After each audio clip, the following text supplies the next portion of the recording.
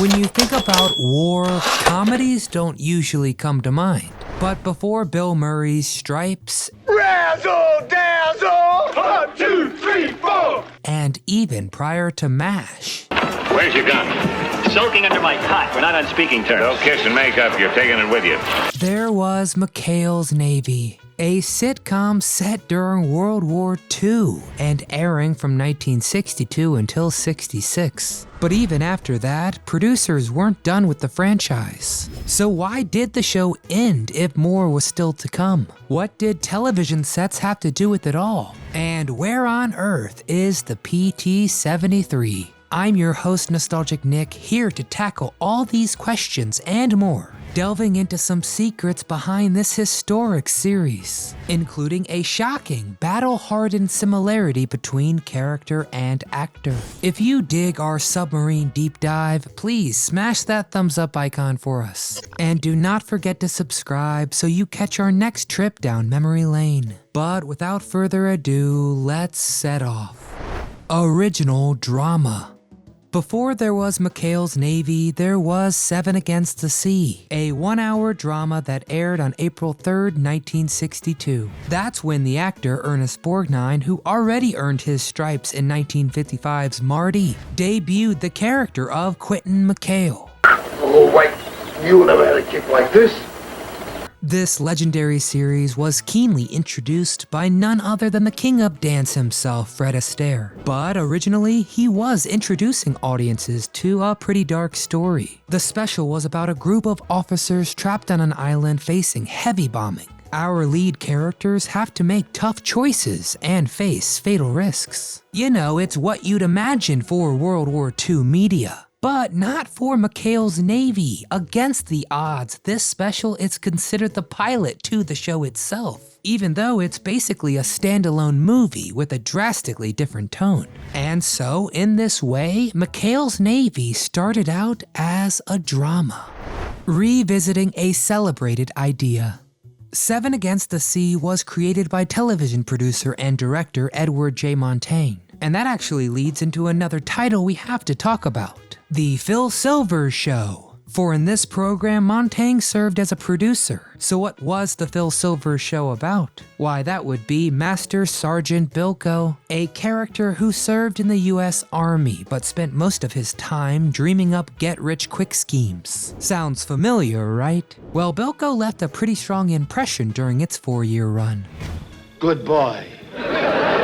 So, one starry-eyed producer dared to dream up Bilko in the Navy. And Montaigne got to bring this premise into reality when ABC ordered a full series from that one anthology entry. Minus the drama this time, please. The world needs more laughter. Battle Ready Borgnine. Captain Binghamton was mostly the by-the-books one of the group, but it was the wily Commander Quentin McHale that drove the show.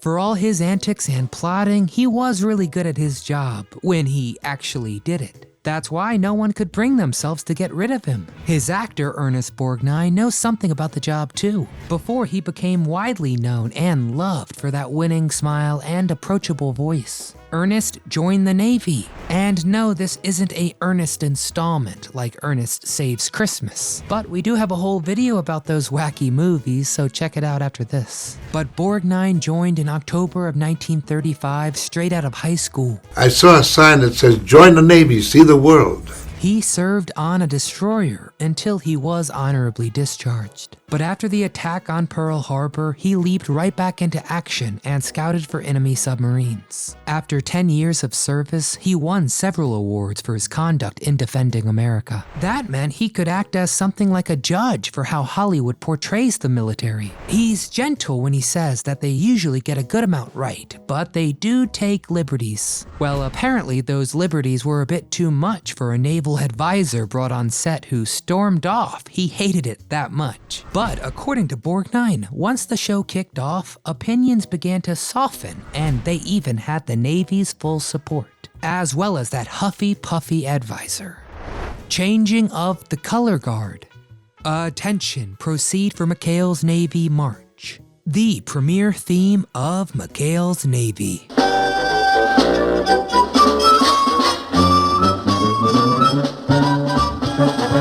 professional on-brand track was brought to us by composer Axel Stordahl. He worked a lot with old Blue Eyes himself, Frank Sinatra. Sinatra and Stordahl parted ways a bit, during which time Sinatra worked with jazz artists like Quincy Jones. So when the two reunited in 1961, on the eve of McHale's rise, those swingin' sounds would have a big influence on the music to come. But you wouldn't be wrong for noticing a big difference in the music later on, because Stordahl sadly died in 1963. There were other composers still tied to the show, but it was the musical stylings of Jerry Fielding that really made the theme upbeat and bouncy. It's this rearrangement that would define the franchise even after the show ended. What island was McHale's Navy on? The tale of McHale and his fellow goofball officers was primarily in the Pacific Theater. The island of particular interest to us is that of Taratupa, which for better or worse is fictional. In the show, it's among islands just north of New Zealand in the South Pacific. Of course, just across Taratupa is the real paradise here, Fantasy Island. I mean McHale's Island. If you want to visit this scenic location, you can, sort of. The Pacific Naval Base in Taratupa is actually a set built in a backlot of Universal Studios. For a while, even after the show ended, the set stayed up and became a very popular attraction. When the show shifted location focuses, the setting became Voltafiore, Italy. Present me their conquering hero at the key to the city.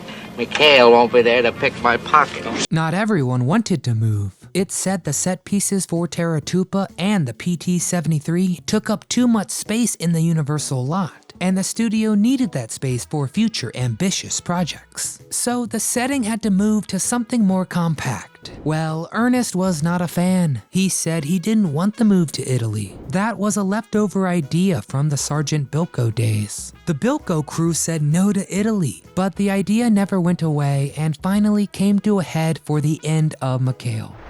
A real PT boat.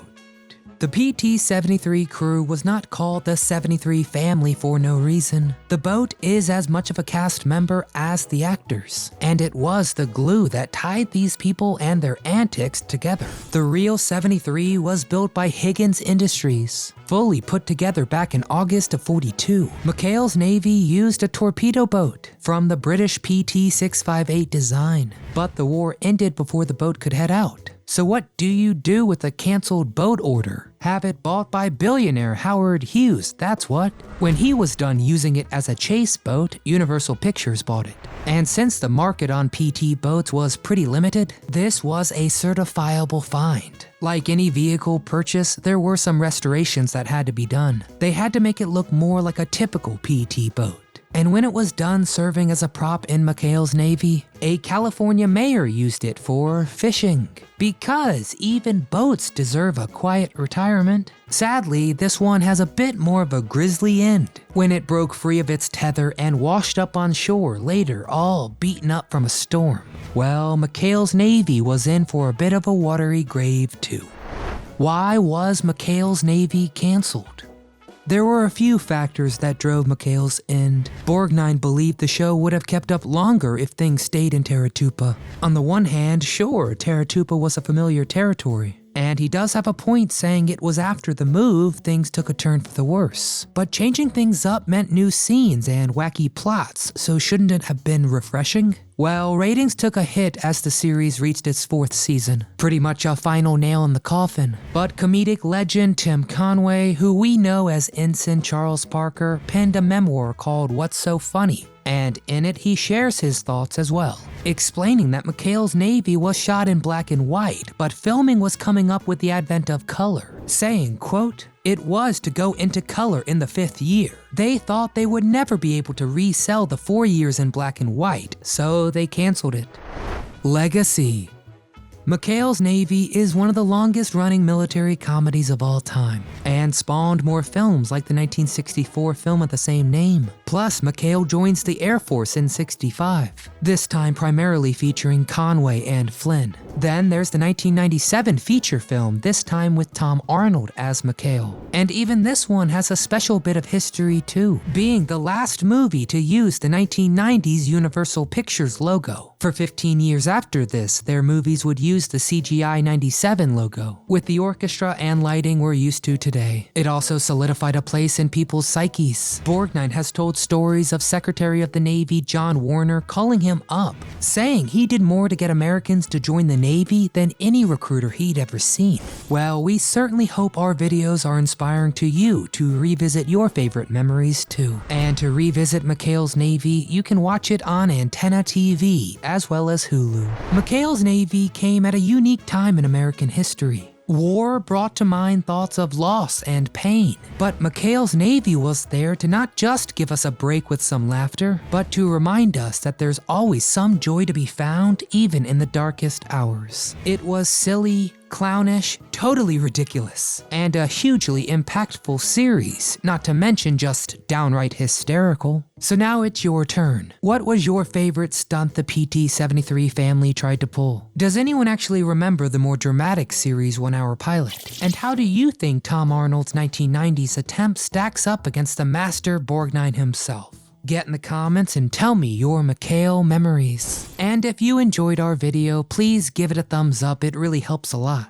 Don't forget to subscribe so you can report for our next memorable briefing. But as always, from all of us here at Do You Remember, we want to thank you for watching.